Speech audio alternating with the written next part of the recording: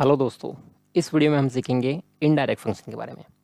जैसे इसका नाम है इनडायरेक्ट, तो हम सीखेंगे दूसरे एग्जांपल से इनडायरेक्टली।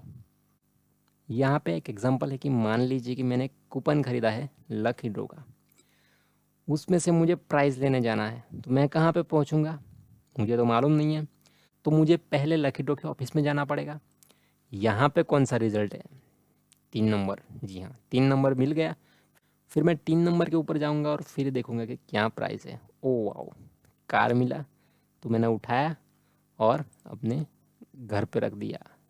जी हाँ, ये काम है इनडायरेक्ट का। डायरेक्ट काम क्या रहता कि मैं जाता 3 नंबर के ऊपर, वहाँ से कार उठा के अपने यहाँ पे लाता।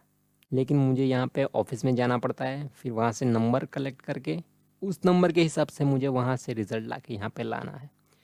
उसका मीनिंग हुआ इनडायरेक्ट। यहाँ पे मुझे कार मिल गया तो मैं यहाँ पे लिख दूंगा कार। कौन से सेल में लिखा, A1 नामक सेल में मैंने लिखा कार। अगर मुझे यहाँ पे कार लिखना है तो मेरे पास दो ऑप्शन है।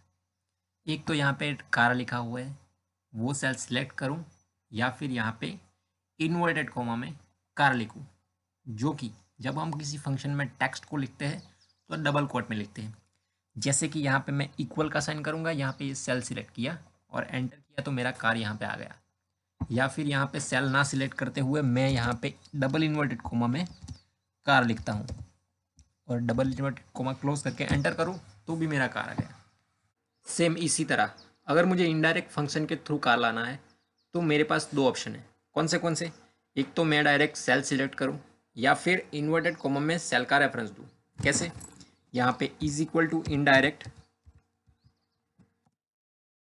फिर रेफरेंस मुझे क्या देना पड़ेगा, मैं जहाँ पे कार लिखा है वो मैं रेफरेंस नहीं दूंगा क्योंकि वो डायरेक्ट हो जाएगा। मुझे इनडायरेक्ट यानी कि A1 जहाँ पे लिखा है वो सेल मुझे सिलेक्ट करना पड़ेगा।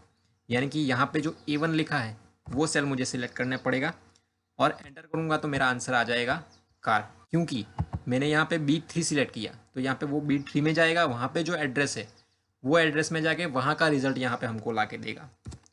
दूसरा ऑप्शन मेरे पास क्या है, इन्वर्टेड कोमा में लिखना है। तो इन्वर्टेड कोमा में मुझे क्या लिखना है, कार नहीं लिखना है, वो डायरेक्ट हुआ। मुझे इनडायरेक्ट वे से जाना है। तो मुझे कहाँ पे जाना है, सबसे पहले A1 पे जाना है। तो मुझे यहाँ पे इन्वर्टेड कोमा में A1 लिखना है।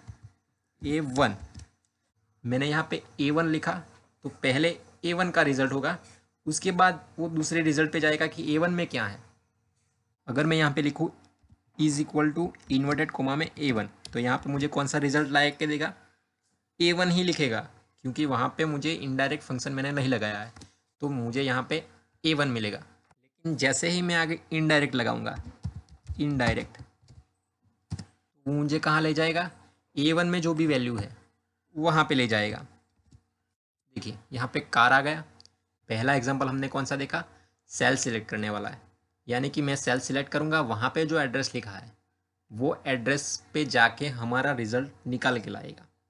दूसरा एग्जाम्पल क्या देखा, इन्वर्टेड कोमा में, यानी कि सबसे पहला रिजल्ट ये लाएगा कि जहाँ इन्वर्टेड कोमा में लिखा है वो रिजल्ट लाएगा, फिर वहाँ पे जो रिजल्ट आएगा वो एड्रेस पे जाके फिर रिजल्ट निकाल के लाएगा। अगर मैं यहाँ पे A और 1 अलग अलग करूँ तो आपको क्या लगता है आंसर आएगा, हर बार चेक करके ही लिखना है ना।